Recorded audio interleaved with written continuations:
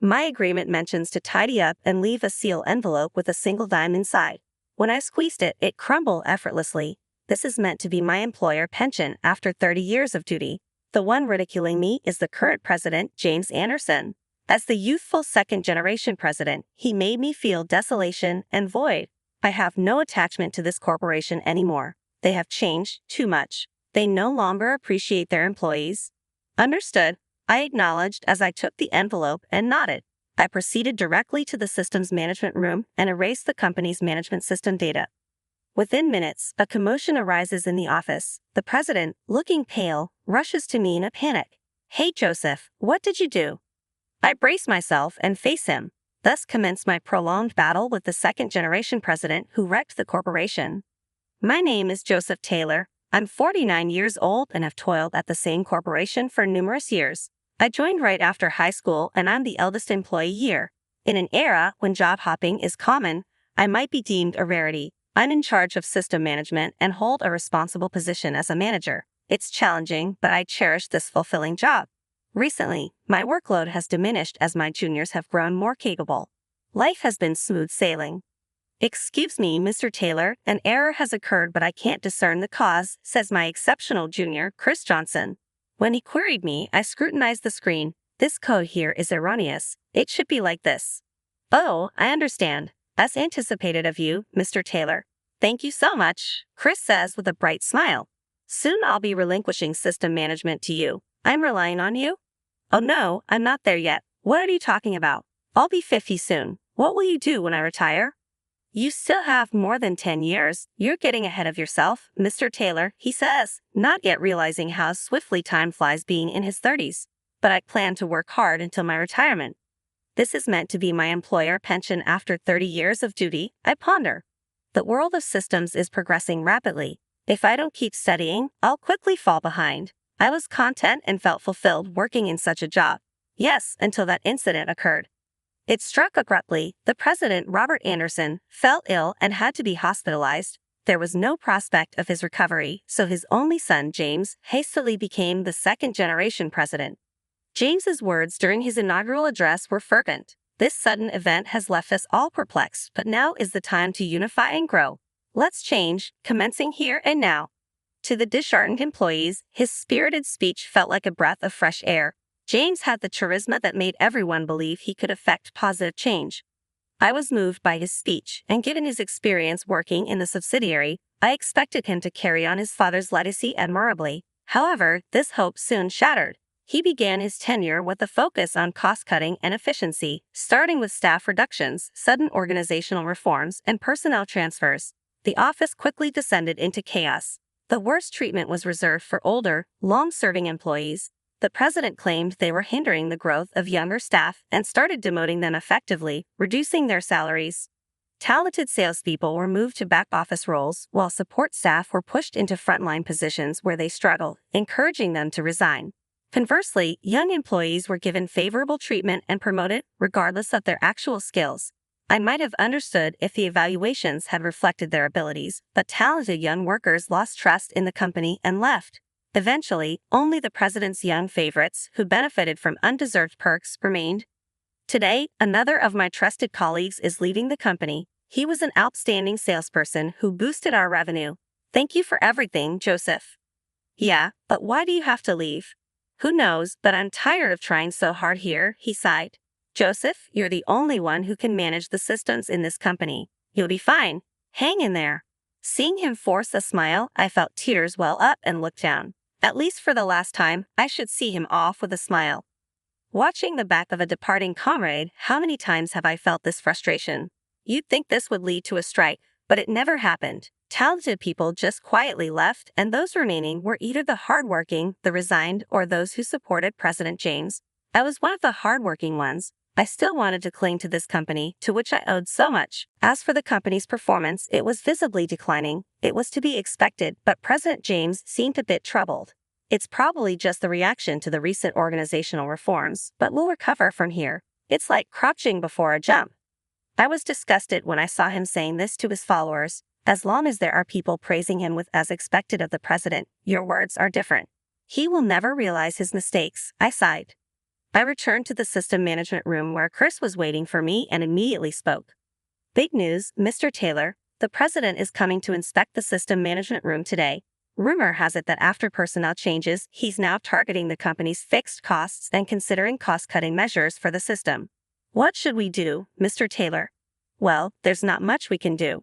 President James seems to like making cuts to the core parts of the company. It's good that he's enthusiastic about his new role, but his focus is off. After a while, President James arrived at the system management room where we were. He glanced around the room with a puzzled look, as if trying to figure something out. Isn't the air conditioning too high? Heating and cooling costs are significant, you know. Computers are sensitive to heat, so it's for management purposes, I explained. I see, President James said, ignoring the basic questions. I immersed myself in my work. For some reason, President James only asked questions and talked to Chris. He should know I'm the manager, but he barely acknowledged me. After looking around for a while, he finally spoke to me. Joseph, right? Yes, I replied, surprised. I stopped what I was doing and looked at him. How long have you been working here? 30 years? 30 years, that's a long time. His overly casual tone made me a bit annoyed. Sure, I'm his subordinate, but as someone older, this feels too informal. I saw your base salary, and it's quite high.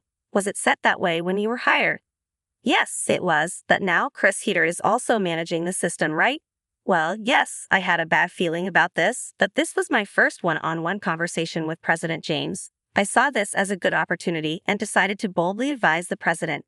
Mr. President, regarding the system, I don't recommend changing from the current one. President James's eyebrows twitched, but I continued. Right now, with all the recent personnel changes, many employees are not yet familiar with their new roles. Changing the system on top of that will only further reduce efficiency. That's for me to decide, interrupted President James. I closed my mouth, clearly displeased with my input. He glared at me with a harsh expression I hadn't seen before. An employee like you daring to question the president's decisions. Know your place, he said sharply. I'm sorry, Joseph. You're the manager, right? I'll think carefully about your advice, he added sarcastically. He left with a sarcastic remark. Chris, who had been nervously watching our exchange, sighed with relief. I broke out in a cold sweat, Mr. Taylor. You're amazing. I'm sorry for creating an awkward atmosphere, Chris. No, I don't mind. I think your opinion is perfectly reasonable, but the president, he was really unpleasant. What is he thinking? Probably nothing good. I furrowed my brow and thought for a while. Then Chris and I decided to discuss our future plans. 1 month later, I was called to the president's office where President James delivered some shocking news. What did you say? I asked. Thank you for your hard work. You can take it easy now, President James actually said, but what he meant was that I was being dismissed. He smiled as he handed me a thin envelope, saying it was for company reasons, not personal ones. This is your employer pension, I asked, receiving a cheap-looking envelope instead of a bank transfer. It gave me a bad feeling. Still processing the information, I took the envelope and peeked inside, noticing it wasn't even sealed. Inside was a single dime, a copper coin. Mr. President, this isn't funny, even as a joke. Of course not. It's not a joke, President James replied seriously. President James placed the document he had been holding onto his desk and motioned for me to look at it. I recognized it immediately. It was the employment contract I had signed 30 years ago when I joined the company. President James tapped a specific section with his finger. See here, it says your employer pension is 10 cents, he said triumphantly. My eyes widened in disbelief. Next to the section about employer pension, which stated employer pension provided, someone had handwritten 10 cents clearly in ballpoint pen.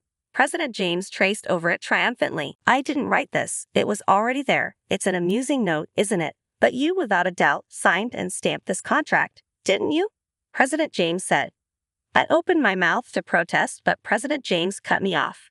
It's according to the contract. Clean up and leave. His expression told me that arguing was futile. I was probably marked for some time. I represented the kind of long-serving employee President James wanted to push out. The reason I hadn't been targeted yet was because I managed most of the company's systems. However, after his last inspection of the system management room, he must have decided that Chris was capable enough. It's also easy to guess that my advice back then hit a nerve. What a childish and narrow-minded president.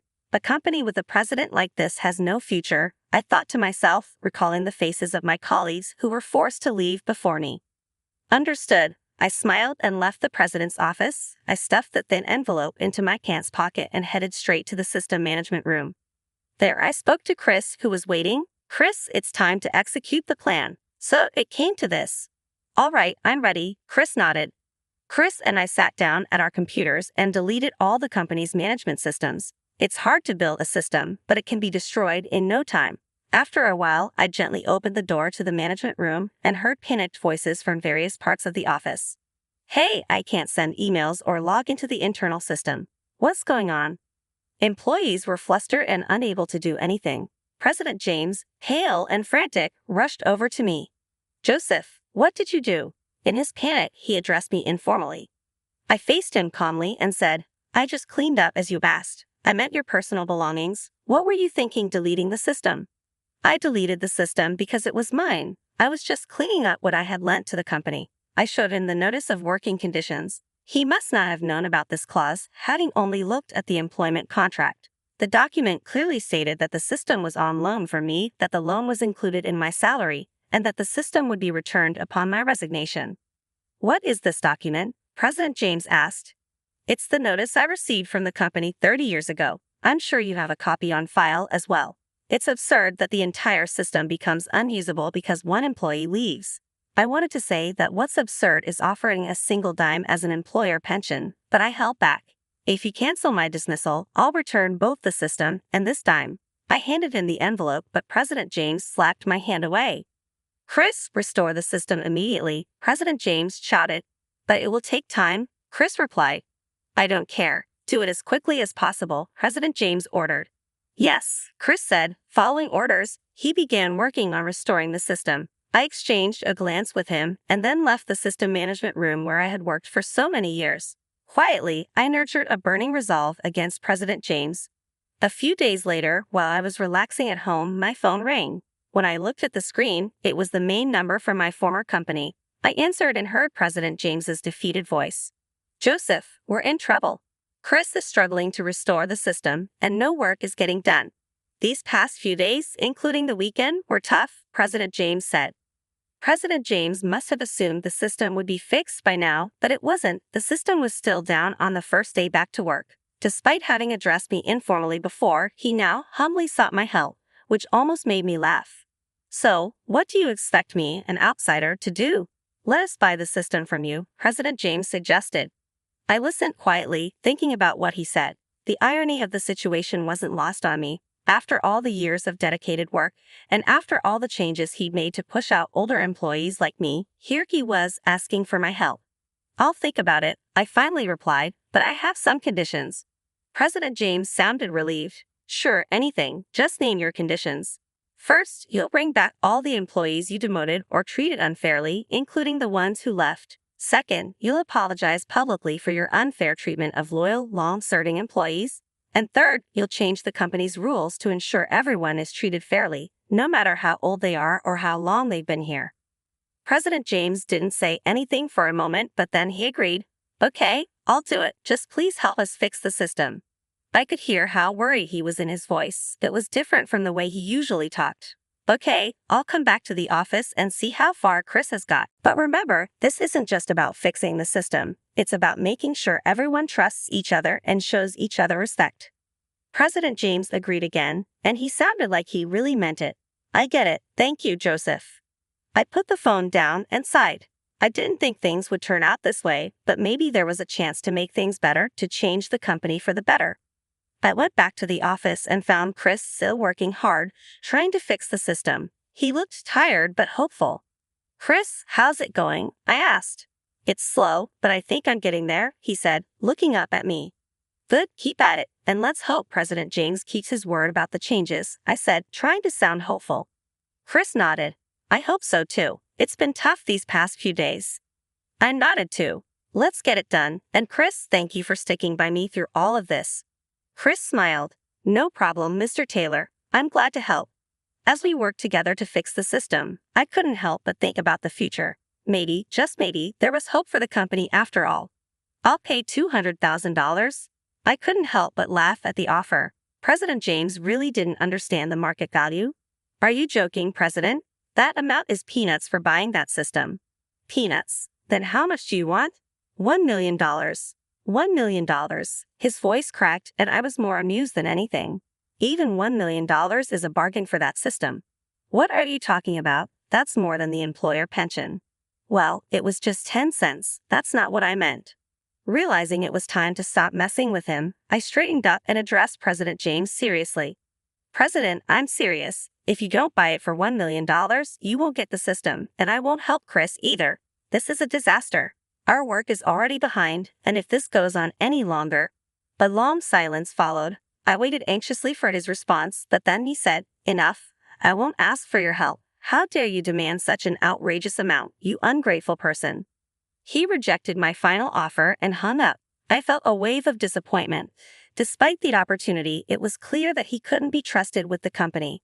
I picked up my phone again. It was time to execute the next phase of the plan. The next day, a loud noise erupted in the president's office. The loud noise came from James, the now former president, pounding his fist on the desk. Why am I being fired? Facing him was his father, Robert Anderson. Though not fully recovered, Robert's presence at the desk was still impressive, and I was moved by it. I'm not firing you. I'm demoting you to an employee so you can learn from the ground up. Me, a former president, working as a regular employee? How humiliating. How humiliating is the chaos you caused within the company, bringing it to the brink? This time, Robert slammed his hand on the desk. James, who had been leaning forward, quickly straightened up. Robert reprimanded him with a voice full of authority. I was a fool to trust your reports. I warned you not to meddle with personnel, yet you forced out so many trusted people, including Joseph here. James glared at me. Indeed, I had devised and executed several plans to address the situation. James's reckless actions had been unbearable. Feeling guilty for bothering the former President Robert during his hospitalization, I had reported the current state of affairs to him. Robert had trusted James's reports without question and felt at ease. However, when he saw my report, he was shocked and realized the gravity of the situation, deciding to return to the company. It pained me to see him push himself when he was still in need of treatment, but when he said, "I'm glad you reported this, Joseph. My foolish son would have destroyed the company I built," I knew I had done the right thing. Chris and I then devised a plan to change the current situation. We knew that if things continued, I would likely be forced out too, so we decided to make the management system unusable to put pressure on James and other unresponsive employees. This was the only form of resistance we could mount as the systems department. As expected, once the system went down, chaos ensued. James couldn't handle the situation, and even his supporters began to lose faith. The hardworking employees finally spoke up, demanding to bring back President Robert. For the first time, James faced protests from the employees and was brought before the board. They criticized him for forcing out many talented employees. While it was good to bring in younger staff, the treatment of those who had contributed for so long was appalling.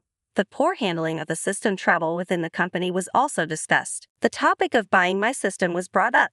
If we can use that system permanently for $1 million, it's a bargain. Why didn't the president buy it? It would take an enormous amount of time and money to rebuild it from scratch. Hearing the employees' trust and affection for the current system warmed my heart.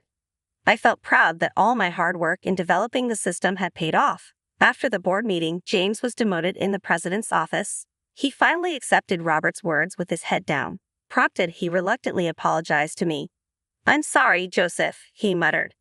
Though he still seemed dissatisfied, I simply replied, "Yeah."